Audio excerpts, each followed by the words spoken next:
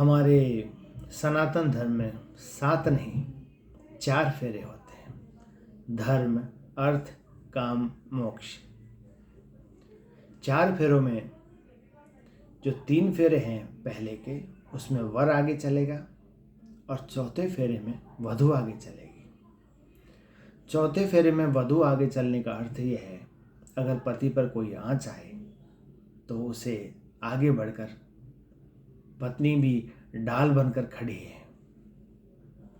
और ये जो 7 फेरे हमने सुना है, वो 7 फेरे नहीं होता। हमारे हिंदू रीति रिवाज के अनुसार सप्तपदी की एक रस्म होती है। उसमें पति पत्नी 7 कदम चलकर, एक साथ चलकर उस रिवाज को पूर्ण करते हैं।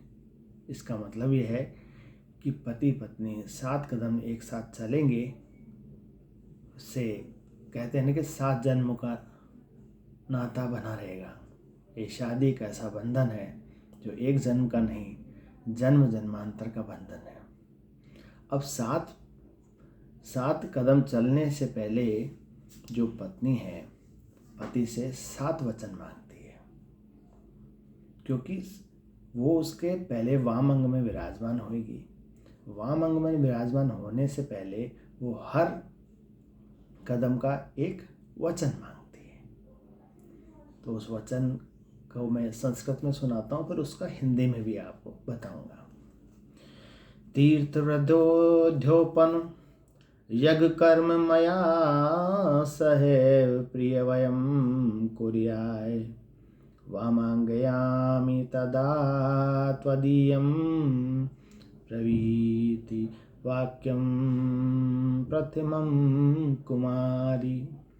अर्थात मेरा पहला वचन यह है कि आज के बाद आप कोई भी तीर्थ, व्रत, उद्यापन, यज्ञ कर्म कुछ भी आप करें तो उसमें आप मुझे भी साथ लेकर जाएंगे या मुझे भी साथ रखेंगे, तो मैं आपके वामांग में विराजमान हूँ।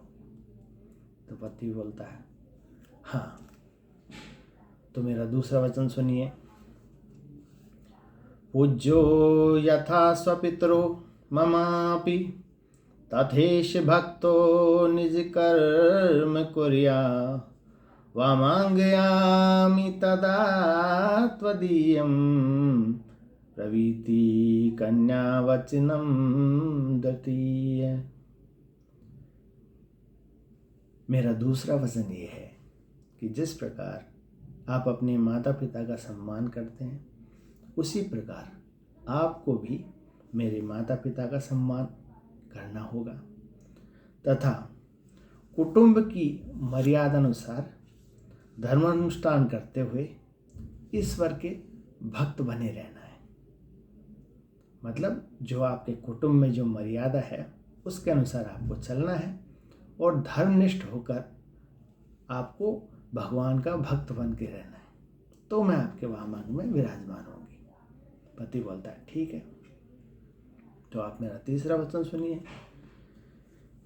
पत्नी का तीसरा वचन सुनिए आप।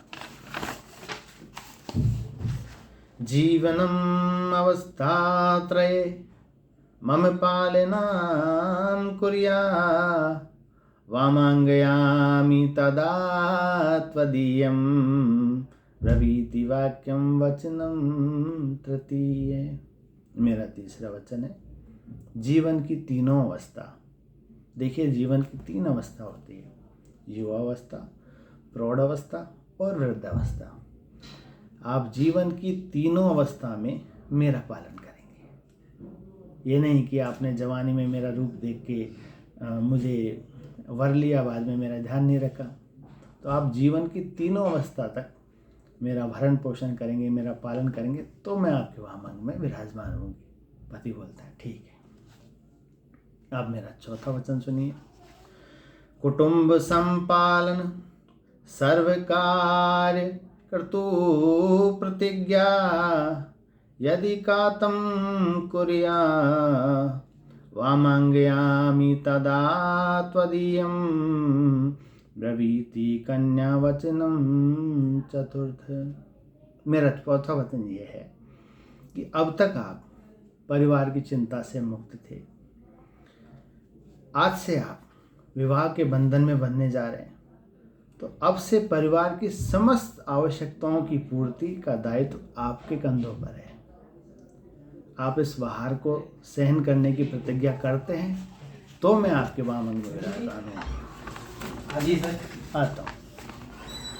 मेरा 5वां वचन सुनिए। स्वसध्य कार्ये व्यवहार कर्मण्ये वे ममापि मंत्रयेथ्या वामांगयामि तदा त्वदीयम् प्रभूते वचनम पंचमंत्र कन्या।